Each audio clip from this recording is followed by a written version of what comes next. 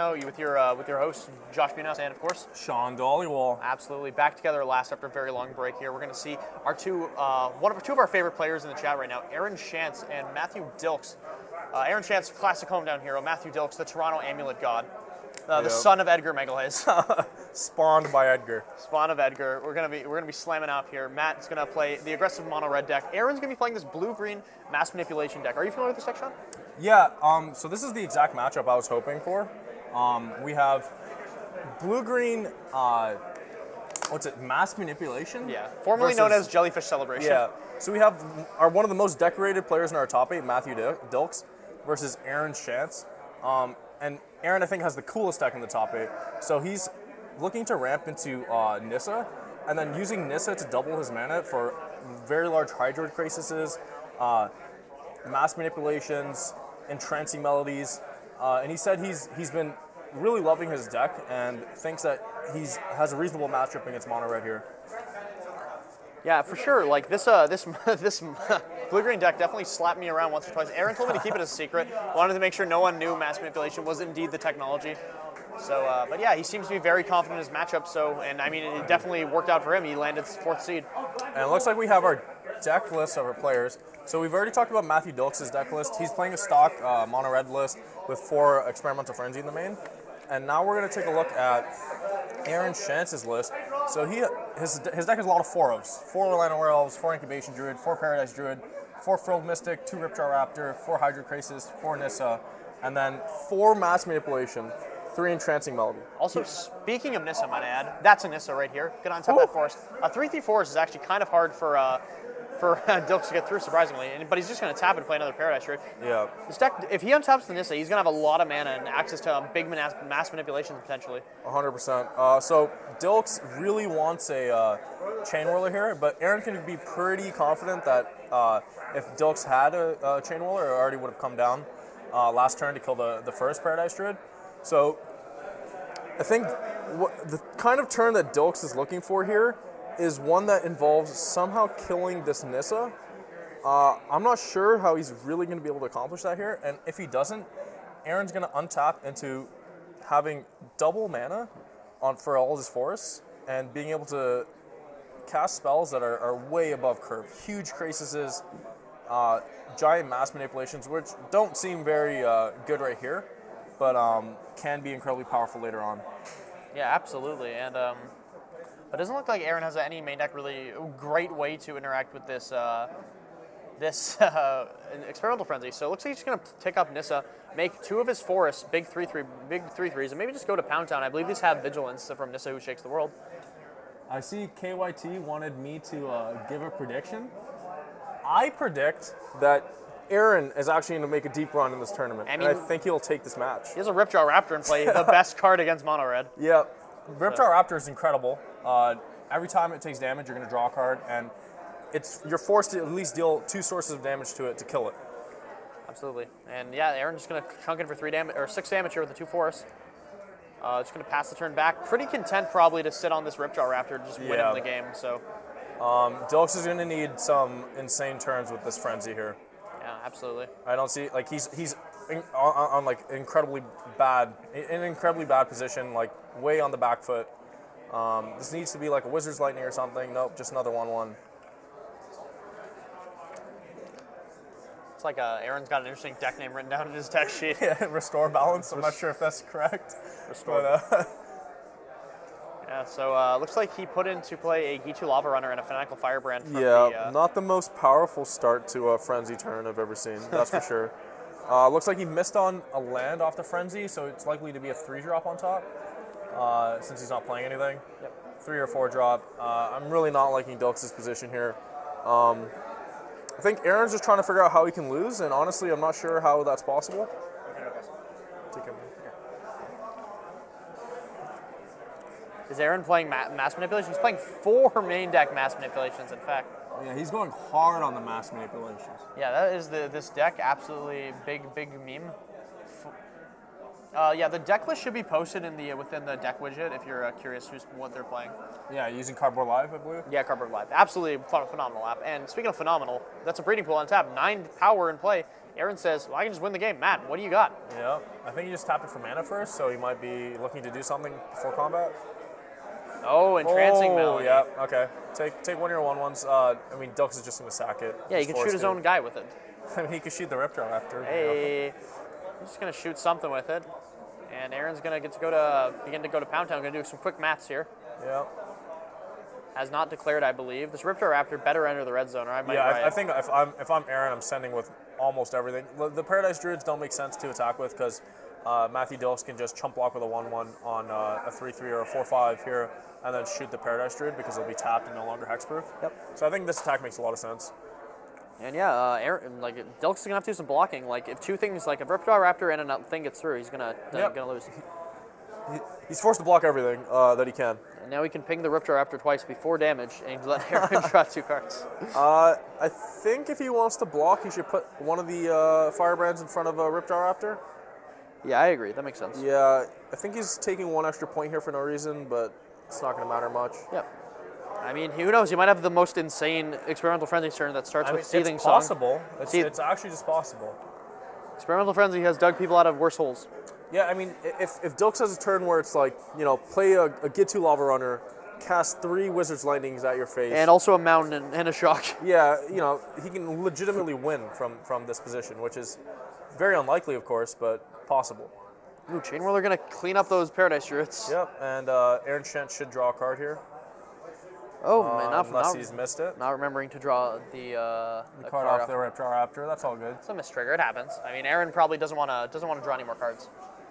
Feels as though he's drawn enough. Yeah, his position's good enough. Dilks is just going to scoop it up. Maybe Aaron scooped after he forgot his trigger. He was embarrassed. A scoop of shame. All right.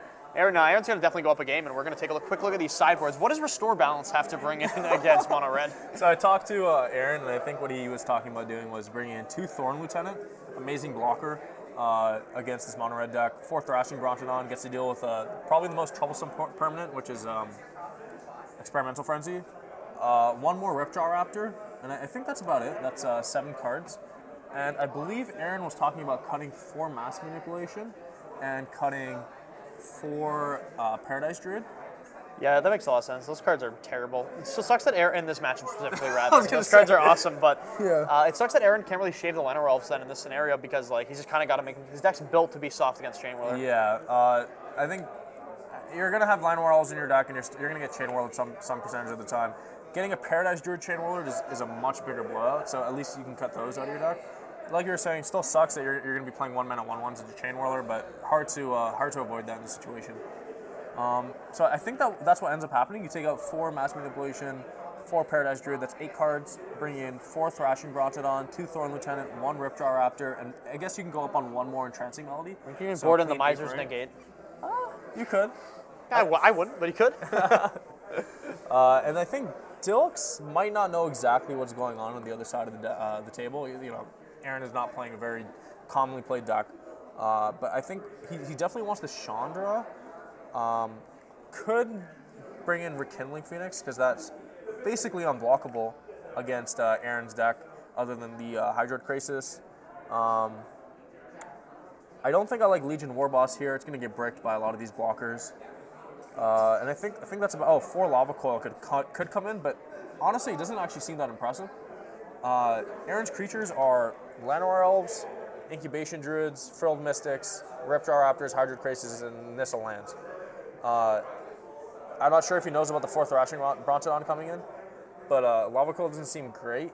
I guess the 4th Thrashing Brontodon make it a lot better, so maybe you bring it in. I'm not really sure. We'll have to wait and see how this goes. And for the people watching, this is the quarterfinals. Yeah. Yeah. I like how Aaron's deck was definitely written as Restore Balance on the permanent line. Is it? Shout out to our tech guy. Yeah. All right, players. He wrote it as it's written, so.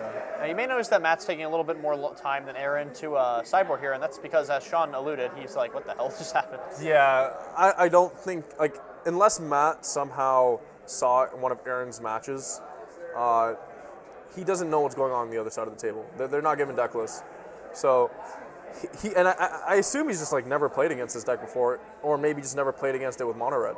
So he doesn't have a plan. This might be the first time he's ever sideboarding as mono red against this deck, which definitely gives Aaron an edge. Aaron's been playing this matchup a lot today, and in his testing leading up to this tournament.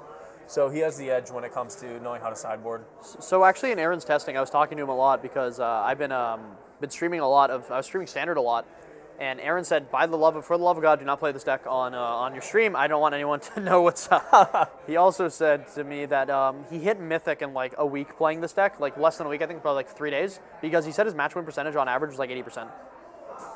That's not surprising. Yeah, honestly, like when you play 4 mass manipulations in a format where your opponents are playing 8 planeswalkers, like why play the Elder Spell? Play mass manipulation, am I right? Why kill all your opponents' walkers when you can just take them instead, right? Absolutely. And honestly, it's kind of weird to say, but like, so green-blue decks in the past have had a hard time dealing with opposing permanents. Like you don't have removal spells in those colors generally, but in this deck, your removal spells are just like mind controls. Removal spells are automatically 2-for-1s. Yeah. Yeah. So you kind of fix that problem by having 7 mind controls in your deck. Absolutely. And mind controls don't typically hit planeswalkers, so. Yeah, I mean, this is like, I don't know if anyone's played the Gates matchup versus Sultai in the old format. I've definitely played that matchup a bunch from the Sultai side, and I'll tell you, it does not feel good to have your Vivian or your Vraska mass manipulated. Oh, baby. I remember those. Those are better days. It's like Matthew took a ferry down to Mulligan's Island, going to fall down to 6 cards here. He's going to hopefully be able to stream together enough cards to really take over this matchup. Yep. So Aaron starting on an island means that he probably just doesn't have a Llanowar Elf in his hand. And I also think you probably want to play as many forests as possible in the early turns in case you play Nissa. Absolutely. So it's likely that he just doesn't have a forest in his hand. Very possible. Yeah, he would have played a tapped Breeding Pool turn 1 if he had that, and I think he would have played a basic forest on turn 1 if he had it. That might have just been the draw. Yeah, I believe he just drew that. Okay. Yeah, Matt doesn't really have a lot of pressure out. Hopefully he can find a Chandra. Okay. Oh, big Phoenix. So I do think I like Phoenix here. It's pseudo unblockable in this matchup unless a big crisis comes down or Aaron somehow steals it with a mass manipulation, which is probably out of his deck, but more likely an Entrancing Melody. Yeah, and he's pretty close to being able to cast that Entrancing Melody. He's, I think, 2 more lands in play. And this Phoenix gets to sidestep cards like Thorn Lieutenant, Thrashing Brontodon, and the Ripjaw Raptor. Aaron remembering his trigger, drawing a card off the Chain Whirler, definitely does not feel good from Dilks' side, I can assure you that. Definitely feeling it. That's always the feels bad when you gotta give your opponent a free card, right? Aaron might still be a little land light here.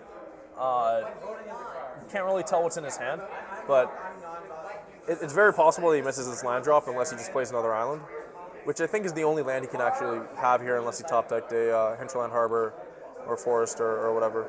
I like this attack from Aaron. That suggests that he's going to play another beefy threat on the ground. Oh, there's the Forest. I think he just drew that, and I think this is another Ripjaw. Yeah. Oh, baby. What if Matthew Dilks has another Chain Whirler? The Casual Divination. When you pay 3 mana and your opponent draws 2 cards. Yep. I think if I'm Aaron, and if Dilks sends with this Chain Whirler, I'm just snap blocking. Oh, absolutely. Yeah. Drawing 2 cards is good enough. That's a 3-for-1. Absolutely. If your opponent's forced to... Oh my God. You're All right right on the money.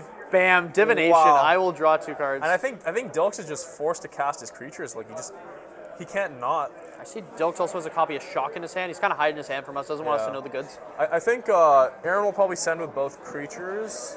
Maybe not. You have 2 3/3 first strike blockers now. Wee. I think that's Kaya Greg in the chat. The tunneling cat. Shantz living the high life. Yeah, it must be nice to when your opponent pays 3 mana and gives you the divination. Yeah. It's like I'll play basically Notion Thief in play.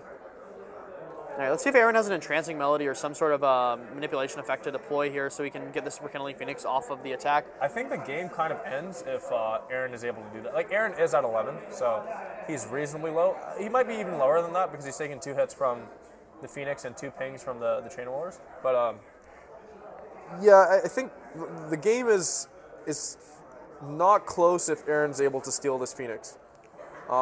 That's basically all Dilks has going for him right now. It's going to be hard to string together 10 more points of damage if the Phoenix is gone. Yep, absolutely. I think Aaron, we know for a fact Aaron has a Nissa in his hand. I think he's going to play it now. Yep, slamming Nissa seems good to me. Not going to get much value out of it here in terms of attacking, but the mana ramp is going to be very impactful, especially if he has a Krasis in his hand. He's definitely going to want to deploy a big Krasis, gain a whole heck ton of life. Yep, and be able to block that Phoenix is just... A Krasis is almost... I keep saying this, but a Krasis might just be game over, because I think that's 2-4... Oh, it's attacking with everything. This is interesting. Interesting. What could Aaron have in his hand that suggests this attack makes sense? Let me look at his sideboard. All right, I got nothing. Okay, so I guess he just double blocks the forest. Aaron Yeah. says sure, and then he takes 8. Matt goes to 8. Yeah. But isn't Aaron... Oh, maybe he has something else. It's a Paradise Druid to block. All right. Okay, so maybe he sideboarded out the Llanowar Elves instead. Yeah, I was like, I think Aaron's dead, but there you go. Yeah. I think I like... I believe Aaron's just dead. I think Matt has a shock in his hand. Yeah. And he's going to drop it on the floor, put us all in suspense. I was going to say, I don't think I liked that incredibly aggressive attack by Aaron. Yeah, that didn't make a lot of sense to me. If he just held back, he has to use the Lightning Strike on the land, and then he gets a better attack. That wasn't... I think Aaron was just trying to set up lethal next turn. But, like, yeah, I didn't really agree with that at all. Yeah, I think Aaron was in too good of a position to make that attack. So, yeah, no. Definitely an unnecessarily risky line. Yep, so we're going to go to back to sideboard. Maybe Aaron boards out the Paradise Druids on the play now, and boards in the... That's kind of weird to me, because I think Llanowar Elves is better on the draw than Paradise Druid would be. Because if you play Llanowar Elves on turn 1, you're going to at least get a turn of mana out of it. Whereas if you play Paradise Druid on the draw, it's just going to Chain Whirler if you play it on turn 2. So I think Paradise Druid is more reasonable on the play than on the draw. So if he likes it on the draw, he should be keeping it in on the play. Absolutely, that makes sense. Not that either one is great, though, because of Chain Whirler. Yeah, all right. So I think Aaron's still fit to fight the matchup. Yeah. He definitely needs to find an entrancing melody. I don't think he boarded them all out. So If we look at that game, if Aaron had a Krasis in hand, I think he would have Krasis for something like X equals 8. Yeah. Gaining 4 life, drawing 4 cards. In those situations, I just don't think Aaron can lose. So if he plays towards those games, I think he's going to win. Yeah, absolutely, 100%. I think I was wondering what's in Aaron's hand. It might have just been nothing, because I think he would have played almost anything that wasn't Nissa there. Yeah. I think he should have even played a small Krasis. I'm not sure. I think if he just cast Nissa, making it 3/3, and then passes the turn, he has a 4/5, a 4/5, and a 3/3. The Chain Whirlers can't attack. Right. So he's going to take 4 from the Phoenix. I'm not sure what the life totals were exactly, but if he takes 4 from the Phoenix and untaps and Krasis for a very large amount, Yep. I don't think he's going to lose from that spot. Oh, absolutely not. You're right. Especially as an 80. If the Phoenix attacks into him, he's just going to block, and his opponent's going to need 2 burn spells. It's not reasonable for Dilks to do that. And we're going to get it going. There's a Llanowar Elf here, basic force Llanowar Elf. Maybe Aaron swapped them out in sideboarding now, and Daldy's on the play. And we're going to see if Dilks has an answer to it. Dilks going to play the red Llanowar Elf in Fanatical Firebrand, taps for 1 damage. Nice. All right, and we're going to see if Aaron has another creature to follow up, maybe an Incubation Druid. Thorn Lieutenant, that's where Aaron wants to be. Thorn Lieutenant is going to definitely stymie aggression from Matthew Dilks. I think if Dilks knew Aaron's sideboard plan, he would just sideboard all the Vioshino Pyromancers. There's no way that creature is ever going to be attacking for damage in this matchup. Oh, absolutely. And he might have sided those out. He might have had the read. Dilks is an intelligence man, knows how those basic forest decks sideboard as an avid amulet player. Definitely. We'll see what Aaron plays here. He definitely wants to add to the board, hopefully not a Paradise Druid. Okay, Incubation Druid, not the worst. Not going to get Chain Whirlered, but going to get shocked. I guess Thorn Lieutenant lines up pretty poorly against Chain Whirler here.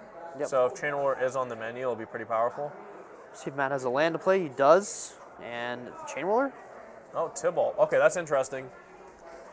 How do I like Tybalt here? I don't know. I don't like Tybalt on this board. I don't think Tybalt does anything. I think Aaron's just going to attack for 2 at Tybalt. Yep. And Matt's just priced into blocking. Yeah, and Thorn Lieutenant says whenever it's targeted, right, by a spell or ability? Yeah. Okay, so he's just going to go face. Definitely. Yep. I don't think you can target it here anyway, because it's a 2/3. You can target it here. It's legal. Don't you dare tell me it's not a legal target. It's a legal target, my bad. Sorry, I take that back. Aaron has a land and an Incubation Druid. I'm going to pass the turn right back now. All right. So making land drops, I think he just really wants a Nissa next turn. Yeah, Nissa would be a good way to close this game out. I feel like that's just this deck. wants a The Nissa. more often it draws Nissa, the better the deck just functions. And this is just its key engine piece. We're gonna see Chandra Fire Artisan here. He's gonna tick up, make a Matt exile elf card. And I'm sure Tybalt's gonna down tick and make himself an 1/1 double. Definitely. So I think if a Nissa comes down here, you can't kill the Chandra, unfortunately, still. You definitely can kill the Tybalt if you want to set up for a Crisis. If he kills the Tybalt, he's really suggesting that he has a Crisis he wants to deploy. I don't think I like attacking the Tybalt. It's kind of just wasting an attack, in my opinion. Yep. I think I would animate a island here and then send both creatures at Chandra. Okay. Sure, we'll see if this is what he's going to do. Yeah, I think Chandra is just your biggest issue right now. It does mean that Nissa, if Chandra ends up taking 3, Nissa's going to go to 3, and then any lightning bolt effect will kill the Nissa. So also what he could do is he could let his, an interesting line is he could let his Nissa, or his Chandra die, just 5 the Nissa, then attack the Nissa for 1 with the Devil next turn, and absolutely just kill the Nissa, if he's worried about the Nissa being alive. Also true. I think that works out fine for Aaron, because he, the Chandra effectively does nothing. Yeah. Well, I guess it kills a Nissa. Yeah. That's fair. Actually, that line might just be better. Yeah, it depends on what's on Dilks' hand, but Aaron did not hit a land drop, so you would assume he is relying, and Dilks choosing to go face here. Oh, with both triggers. Okay. I guess he's just ignoring the Nissa. I mean, the Nissa does have a lot of loyalty. Yeah, 6 loyalty is no small amount of loyalty. Like that, it takes a lot. Uptick here. Shock going to be the reveal. That can kill an Incubation Druid if he wants to stem the mana. I think I might just go face if this is his plan. We'll see. It really just depends on his hand. But if his line is to ignore Nissa and just get Aaron dead as fast as possible, the shock might just go upstairs. I can see that. So Chandra says you can play till end of turn, correct? Yeah. So So he can do some other stuff and then decide what he wants to do with this shock. Yeah. Okay. Dilks having a hard decision here. Oh, it looks like he's a Chain Whirler. Yep, that makes a lot of sense. Gonna cut him off some blue mana. This is a Chain Whirler. Yep, like you said, Chain Whirler. Aaron gonna lose his land. It's a little rough for Aaron, but he can evolve or adapt rather his Incubation Druid if he wants, with the Force tapping for double mana if he wanted to. That's true. And I think I cannot see what he drew. Aaron's sleeves are very dark. I think Aaron has a Blast Zone in him. I'm not sure. No, does his deck even play Blast Zone? No. I think Okay, Aaron's so- cheating. Detective Dollywall on the case. On the case, dude. Get me down to the feature match area. Other decks on top 8, I believe we have all the list right here. Yeah, so we have 4-color hero. That's what Dan Scott is playing. 4-color. What's the extra color? It's not 4-color. It's just Esper Hero. Okay, so Esper Hero by Dan Scott. He might have just wrote that to mess with us. Sean Cameron we have on Mono Red. Daniel Fournier on Is It Drake's. Brady Bacon on Mono Red. Sam Tizian on. He wrote Team Greed, but it's just mono. It's just Gruul. It's Gruul, yeah. Yeah, it's the Gruul beatdown deck. We saw it in round 8. Well, sorry, me and Dom saw it in round 8. Okay, sweet. And then we have Eli Priest. Eli Priest on Mono Red as well. So a lot of Mono Red. 4 copies of the quote-unquote enemy. Yep. Mono Red just, putting up a strong showing. Definitely one of the better decks. I'm not going to toot my own horn, but I did suggest to everybody who came to this event to play Mono Red. I did the same. Yeah. There you go. We'll take credit. Where it's at. So 50% of the players show up with Mono Red, and the top 8 is 50% of Mono Red. Yep. Does that mean it's good? So Thorn Lieutenant looks like it's attacking. Ooh. And he's pumping. So that should be a Chandra down. Okay. And just going to go face with it. Yep. Looks like he's just completely ignoring Nissa. Is Aaron going to untap a land here? He should be, yep. Aaron's a little mana screwed here, which is a little rough. He has another Nissa, I believe, in his hand that he cannot cast, unfortunately. I mean, and that's another reason why Dilks just going face is pretty good. It's pretty... It'd be kind of a disaster if Dilks spends all this damage killing the first Nissa, only to have to deal with the second Nissa. Yep. So I think I like the way Dilks is playing this for sure. Dilks better needs to have some more gas, though, in the tank, hopefully. Looks like he has a Steamkin in hand. Which is a good start. Steamkin with Experimental Frenzy. Oh, he just drew a Frenzy. Is that the namesake of the deck? Yeah, he just drew a Frenzy. Here we go. Spin that. Oh, Chandra. Okay. Never mind. So he has a Steamkin Frenzy in hand. And this Chandra hitting a land would be nice. No wizard in play. So he's not going to be able to cast that bad boy.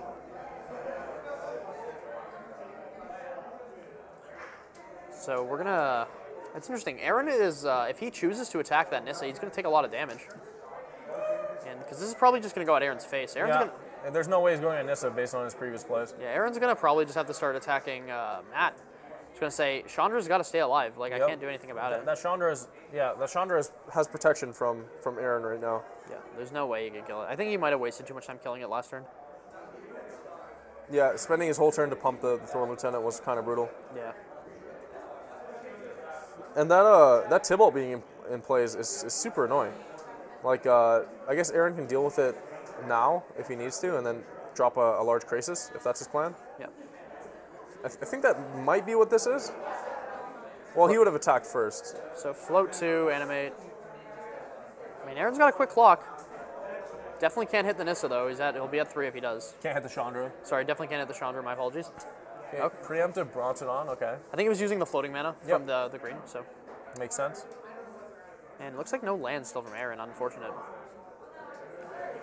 Yeah, losing that island was actually pretty brutal. Oh, yeah, absolutely. We're going to see Aaron's probably going to hit the red zone here, I imagine. Definitely at Matt's face. He's got to try to start turning this corner. Like, he doesn't have infinite time. He's playing against mono red. Yep. I like this 8 to the face. Yeah, I like this attack a lot. Yep. Presents lethal on next turn. So. Yeah, points at Dilks. And so Dilks going to brick for a little bit here. We're going to have a little bit more of a game. And like Aaron doesn't really even reasonably need to draw a land here to win this game because he has a Nissa in play. He can kind of just win the game on its own. Yep. You know me really good on this board? Soul Skirmish. Plus Chain Whirler. Oh, man. Yep.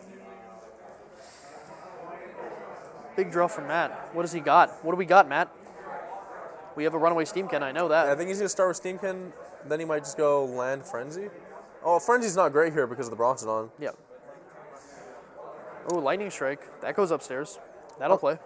I don't know if Dilks knows that he doesn't have to cast the card immediately with Chandra. Not sure. Because he could have just plus Chandra and then played the Steamkin. Yeah. So, and last time when he revealed the shock, he just shocked immediately. And he's doing the same thing with Lightning Strike right now. I mean, it's an easy habit to get into when you play a lot of like the old Torch of Defiance. Chandra, Torch of Defiance for sure. Or as we refer to her as Better Chandra. So I think he might be thinking that. Gitu Lava Runner going to come in. It's like maybe just want to try to stall the board, wait for your Chandra to ult. What is Chandra ult at 7? At 7. So Dilks is still 2 turns away from that. I think the game will end before that. Okay. Aaron's going to adapt this now. Yep. Okay. I like that a lot.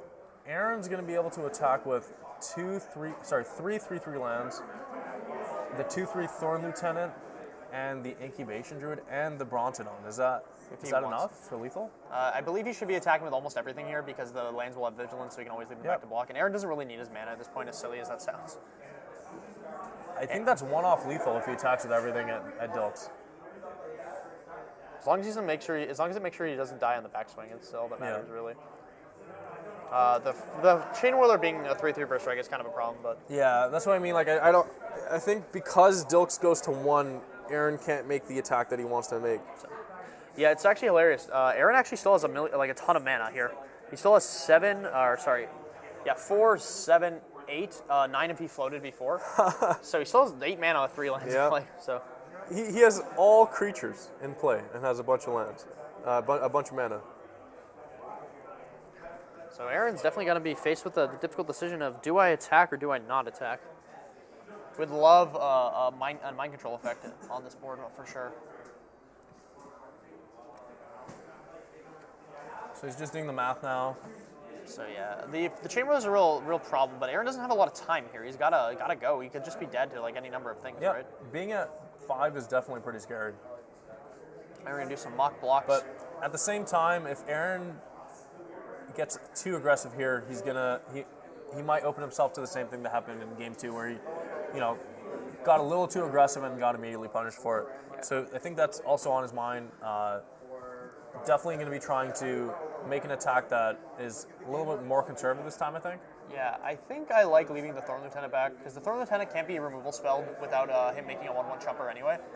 So I don't really like the Thorn Lieutenant attack because it's not presenting exact lethal. I would definitely attack with the Incubation Druid, though, as it is a 3/5 and will gladly get to swing through everything. Yep. I mean, if Matt hits something here. Ooh, okay.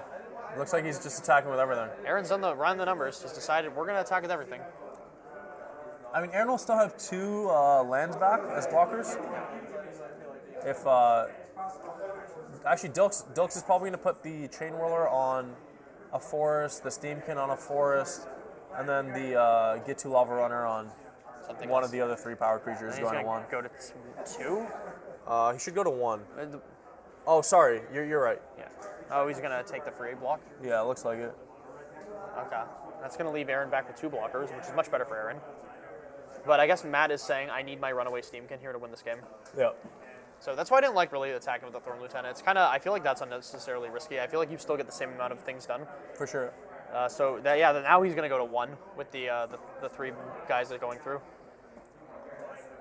Yeah, I think Alright. Dilks has a real shot here. Yeah, this is going to be Very tight. This is very tight. We're gonna see this game end right here. Yeah, this is not going to go past another turn sequence. If it goes back to Aaron, Aaron wins, I think. So Dilks has to win this turn. Yeah.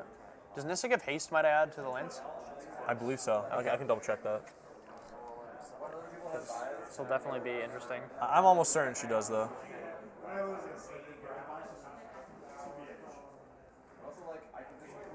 Yeah, it looks like you put 3 counters on a land, it gains Vigilance and Haste. Yep. Wow.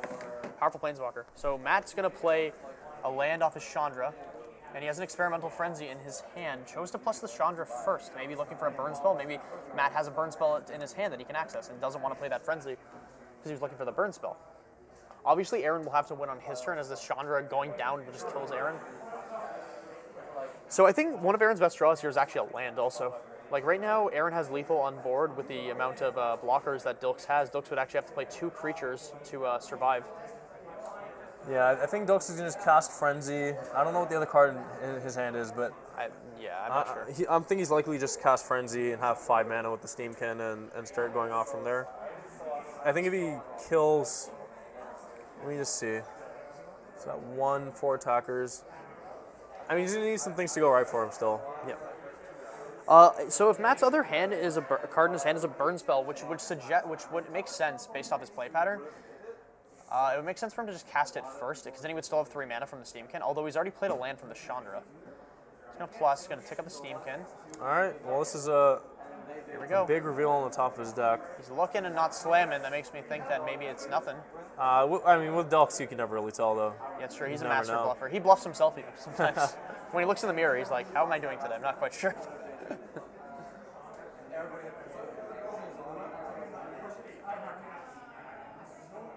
Will Aaron finally be the bride? Will Aaron finally be the bride? Asking the real question. He's always the bridesmaid, always the runner-up, can never seem to queue. It's really a sad story. Tale as old as time.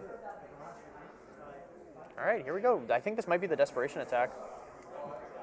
Aaron's obviously going to block both to make sure he doesn't die. This 2/4 is going to die. Aaron, Yeah, these are force blocks, I think. yeah, float mana. I mean, this is good by Dilks. If Dilks has a creature on top, now he gets to survive. No, he doesn't. He's at 1. He needs 2 creatures. Yeah. Like a creature and a removal spell. I don't know. I think Dilks might have a land on top then by that. That Yeah. felt like a desperation attack to me. Or maybe like he had a burn spell and was hoping to sneak one thing over. Just going to Yeah, I pass think it this back. is just over. He needs 2 burn spells on top of his deck, Aaron's going to play a land. and they're 3 5s and 3 4s. Like, yeah, I think you're right that this game's just over. Yeah, plus it. Play a land or elf with the float. Might as Aaron well. always playing tightly. Oh, Double elf. green means double elf. All right, Aaron, big swing in, and that is that going to do it? He's asking me or Chandra probably. Yeah, wow. That's the game. Aaron takes it. Aaron wins with 1 land in play with his green-blue ramp deck. Nice. What a time to be Close alive. game. Close game. Close game. Jeez Louise. I think that comes down to play draw. I think if Matthew was on the play that game, he wins. Yep, absolutely. Being a higher seed definitely super important when you're going Yeah. to top 8 with 4 mono red decks. So, Definitely. my word. Yeah, bring it.